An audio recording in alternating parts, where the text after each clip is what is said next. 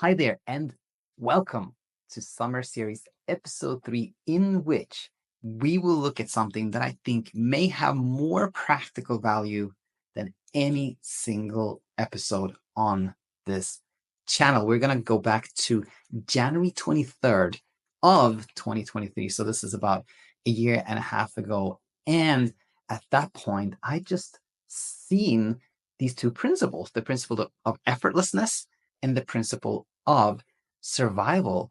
And I've seen how they are so incredibly practical. And why do I say this? Well, it is because if you look at all the questions we get as sleep coaches, the vast majority of them can be categorized as either a what or should question or a why question. And what or should questions are questions like, should I stop exercising before I go to bed? Should I, uh, you know, um, go out more? What should I do if I know I'm going to have trouble sleeping when I have an event in 2 weeks? Those are kind of like the what or should questions. And then you have the why questions, which are questions like, why am I just obsessing about it all the time? Why can't I stop thinking about this? Why do I have palpitations? Why am I so jumpy? And things of that nature. And again, what should questions and why questions can each be answered by these two straightforward principles. And oftentimes when you have, you've seen some new idea, a new set of principles, for example, then after a while, you sort of see that, oh, that thought wasn't complete. You go back and you modify things or you alter it or you add a new principle or something like this. But this came to me very clearly. And for a year and a half now, I've seen absolutely no reason to modify this. In fact, after having seen these two principles clearly, I see they're universally applicable. They are definitely part of the universal code that explains every aspect of the human experience. I hope this has enticed you to watch this episode, and I hope it'll bring that practical insight to you and lead you to where you want to be. So with that said, let's take a look. If I told you that there were two principles that could answer any question you'll ever have about insomnia, would you like to hear those principles? I hope you say yes, because that's, of course, exactly what we're going to talk about today in this episode. I wanted to start the year off with something I hope will really bring a lot of value and clarity to you, and Happy New Year, of course, to you. And if you're wondering why I'm here in like ski gear, it is because we just came home from our local mountain, and I really wanted to do this video, and even before getting the house warmed up and everything, I was like, sometimes you have this feeling, right? I got to do this now. I can't hold it. And I felt like got to do this now. So that's why I'm in kind of unusual garb here. But anyways, what we're going to look at today are the two foundational NATO principles. I've actually written a newsletter about this. This may be repetition for some of you, but I ponder this for at least like 6 to 8 months, and I think something really helpful here. And again, something really foundational. Like every teaching you'll ever find will be based on these two principles for sure. So what we're going to talk about is the principle of effortlessness, which is the first one, and then the second principle, which is the principle of survival. Then we're going to get practical and see how can we use this insight. And then we're going to look at some violations of the principles that are common. And then there's a twist. There's a twist in the end that's, I think really interesting one. Anyway, so without further ado, let's look at the principle of effortlessness. And this one goes as follows: peace of mind and peaceful sleep require nothing. They are effortless. They're effortless. They truly require nothing. And if you're looking for some proof of this, then you can think about like asking someone who slept peacefully or experienced a peaceful moment what they did to get that, and or how they can repeat that reliably. Like, how can you get that over and over again? And the answer will be something like, I don't know, because truly, when we slept really well, it's because we didn't try at all. There was no effort. And in peace of mind, strange as it may sound initially, it's like peace of mind happens actually in the absence of any dominating or any strong emotion. We're not particularly sad And by the way, these are kind of the four core emotions: sadness, happiness, fear, anger, disgust. Peace of mind happens when we're not particularly sad, angry, fearful, or disgusted, and not particularly happy either. And this is a common confusion. Oftentimes, even in some really foundational documents here in the US, and I'm sure other places in the world as well, it says, like, we have the right to liberty, justice, and like, I'm going to misquote this, but I know part of it is like the pursuit of happiness, right? And we can think that that's what we want. We want happiness, but in reality, just like all the other emotions, happiness is just a signal. It's just a practical little signal that urges us to do something, or rewards us for doing something. But it's none of these emotions are designed for, permanent state. They're just like practical little signals. And when we get confused and think like, oh, happiness is something I should have all the time. Not really. Actually, what we would like to have is peace of mind. There's no, like, happiness feels good for a second, but there's a level of excitement there. Like, it's not entirely peaceful, and peaceful mind is very nice. That little side note there. But I think that's really helpful, because when we see that peace of mind requires nothing, it's in fact, in the absence of any strong emotion, we have peace of mind. Then itself can really, take a weight off our shoulders, and see like, oh, what we want requires nothing. So anyway, really, this is our first principle. And adding sleep to this, sleep really reflects our emotional state. So with peace of mind, peaceful sleep happens as well. So that's the first principle. And the second principle is that of survival. It goes as follows: that survival is the only priority of any living organism. If you look at anything in nature, an insect, why do they have like big eyes? Well, it's because they can see things easily, so they survive. Like, why does a plant have leaves? Well, of course, it's to, for photosynthesis and things like that. It's for everything is for survival. And we're no different. Like, why do we have eyebrows or nails, or like a nose? Like, it's all for survival. Like, anything that is alive, its priority is survival. And the human brain, no difference. The human brain is a survival machine. All it's designed for, truly, if we think about it, is survival of ourselves as individuals, or our species, our neighbors, our, family members, etc. It's a survival machine. So when the brain is facing a real or imagined threat, it will deploy a defensive safety emotion until it believes we are safe. And what are those defensive safety emotions? Well, if we go back here and look at our five core emotions, five core emotions, and four of them are defensive safety emotions, and they're sadness, fear, anger, and disgust. Fear is the most common one. Fight or flight, that's kind of very obvious how that helps us survive.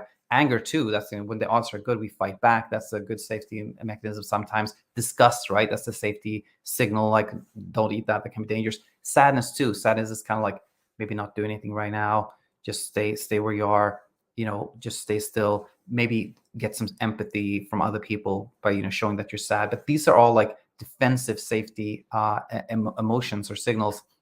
Happiness is a opportunistic, emotion. It's like when with something that can like improve our survival in a kind of opportunistic way. Let's do this. That's where happiness comes in.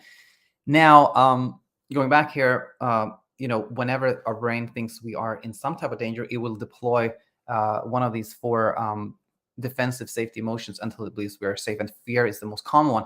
And fear, as part of fear, we have this hyper arousal, this heightened state of alertness. We're looking for things, monitoring things. We're like, our senses are heightened, right?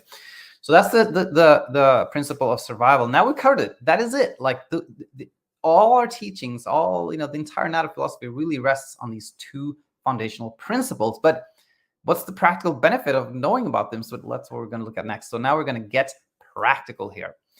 And as promised, in the title here, all questions really can be answered from these principles. And, to do that, let us categorize all our questions and say that all questions about insomnia really are either a should question or a why question. A should question or a why question. So what are those? So let's look at them one by one. So first, we're going to look at should questions. What are should questions? They are, should I stop drinking coffee? Should I not watch TV before I go to bed? Do I have to journal every day? Is it important that I don't talk to my friends about sleep? Do you recommend that I take the supplement? Like, is it better to stay home in the evening, or is it better to this? Basically all these, like when you wonder, like, should I do this? Is this important? What is it? That those can be categorized as should questions, with a question of like, what should I do? Basically, those are should questions. And then we have why questions, which is like, why does my heart beat so fast when it's after 6 p.m.? Like, is it normal that I am awake all night, but I fall asleep as the sun rises? What does it mean when I have the same thought over and over and over and over again? Like, have other people had tinnitus as part of their insomnia? These are basically questions of like, why is this happening to me? Like, what's going on with me? Those I categorize as why questions. And now we're going to get practical here. So when you have a should question, the answer is in the first NATO principle, the principle of effortlessness. And to illustrate this, we can ask, I wrote down a random one, like, should I journal every day? Maybe you heard someone say that that's a nice thing to do. But the answer really is in this, in the principle of effortlessness and the intent behind the idea to journal. So journaling in itself, like just writing down things on a piece of paper in itself, doesn't necessarily have any like predictable outcome whatsoever, right? It does not in itself necessarily lead to where we want to be.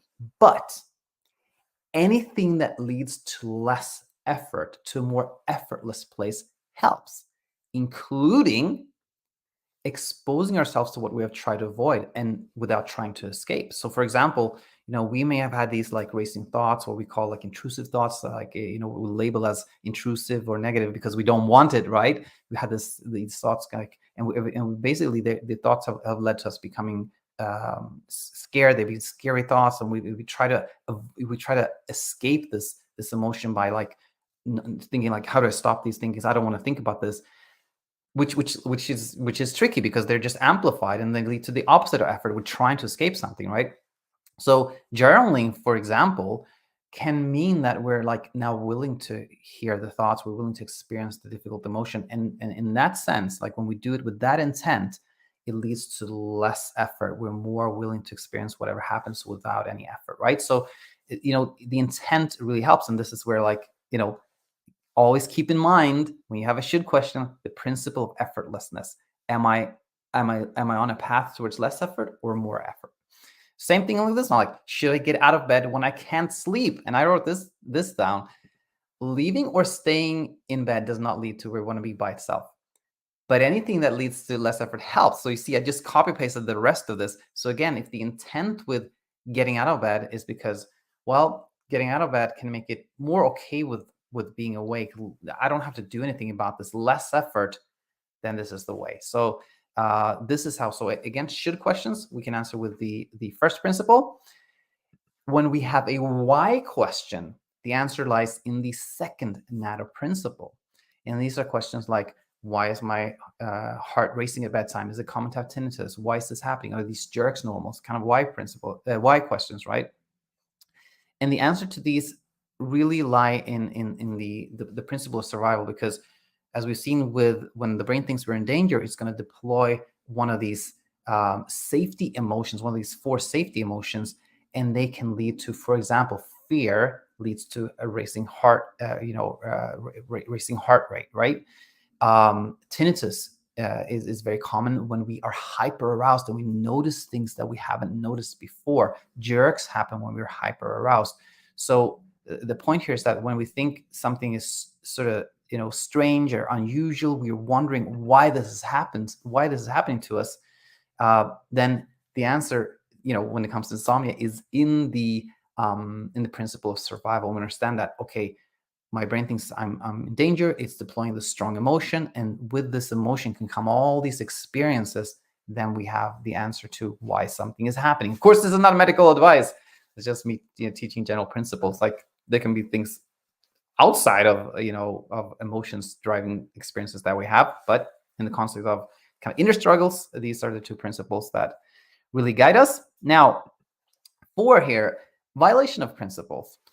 And I just added this for like kind of like further education and deeper understanding. So check this one out. I slept great, but it was only because I took valerian root extract. The reason I slept like peaceful sleep came from taking this thing. What principle are we violating here? Or is being violated here, I should say. You're right. It is a violation of the first principle. If we believe this is true, then there is a violation here, because basically we're saying is that something apart from effortlessness made us sleep really well, which is a violation of the first principle. And the true reason is delegation here. That when we, for example, take some valerian root extract and we think, oh, this will take care of it for me, then effortlessness has happened because we delegated the presumed effort required for sleep. It's been delegated, which leads to effortlessness. And now, the principle is restored. Like now it's not violated anymore. Now we see that, oh, it was effortlessness that led to peaceful sleep. Now, how about this one? Other people have success. They just stopped caring. Other people just stopped caring. And this is for somebody who wants to stop caring and sees other people have done that. But this is actually a violation of the second principle. Those other people have not just completely stopped caring of whether they sleep or not. They're like, it's indifferent to me. I don't care if I sleep or not. That is not true. Everything that is alive wants to survive and do well. Like we all want to, feel healthy, feel whole, feel sound. We all want to survive. Everything that wants to live, everything that is alive does care about anything that, they're experiencing. So if we think that, oh, I have to make myself not care, that's not human. That's not actually, you know um, possible for anything that is alive to not care about anything, right? So the true reason here is really that education in work led to less attachment. A person who says like, well, I don't care if I sleep or not, it doesn't mean that they don't care. It just means that if I don't care, if I don't sleep, well, it's something that can happen. I'm willing to experience that, something to that effect. So that second principle can also be violated. Now the twist. What is this twist that I was talking about in the beginning? Well, here it is. The principle of effortlessness and the principle of survival in many ways are juxtaposed. They're sort of like, in many ways, kind of, they're sort of like opposing forces. It's like when unmovable, like they're both so true. Like, so it's that kind of like the immovable object meets an unstoppable force. Like there can be friction there. And, you know, on one hand, I just illustrate this. Everything we want as humans, we want that peaceful, like peace of mind, the blissful state that when there's no strong emotion, we just the peace of mind. We want that. That comes from not trying, but our brain is hardwired to trying, like trying to see if we're in danger, trying to escape danger. It's hardwired for that. So I really think that all human suffering comes from like the friction between these two principles, if you will, these two truths. And on one hand, that can make us feel like, oh my gosh, like I'm a human being and I'm stuck here and like I'm going to have all this suffering. Not at all. Like I want to say that on one hand, seeing the second principle of survival, I personally believe that the like being kind of completely enlightened, being in a place like, of complete serenity every moment of our lives, I think is not possible, honestly, because the brain it's a survival machine. It's always going to look for things to be like, how about this? How about that? Should, like, we're always going to have a little bit of like, um, a little bit of those survival emotions, But here's the point. I think education, when we understand things and we're seeing like, oh, this is happening for this reason, it doesn't require any intervention. Like education leads us to more and more of what we want. Even if we have a survival machine brain, like, we can educate ourselves about like what's a real threat and what's not a real threat. And then 2023, in the situation most of us live in, there aren't that many like real tangible threats, like grizzly bears out there to hunt us. So like with education, I think we can all have more of what we want: more peace of mind, more peaceful sleep. And that is it. That's conclusion of this teaching around the two principles. And as always, let me know what you think about it. Did it make sense? Any questions? Because really, questions and feedback is what keeps our philosophy evolving and developing. So yeah, we'll conclude there. Happy New Year, and I'm glad to be back. And from now on, our typical program is going to resume, and I hope to see you back real soon. For now, bye-bye. They say that the best things in life are free, and I truly hope that this free video helps you rediscover something else that is free, which is peaceful sleep. If you do find our content here helpful, then please hit the like button, hit the subscribe button, share it with people, because the more views we get, the more people we reach, the more chances of changing lives we have. The thing is, leaving insomnia for good is actually so simple. You can and will rediscover a beautiful life at the end of this sleepless tunnel. So yes, please share it with people, hit the subscribe button, and you will be a big part of leading the change that we so want to see in the sleep universe. Thank you.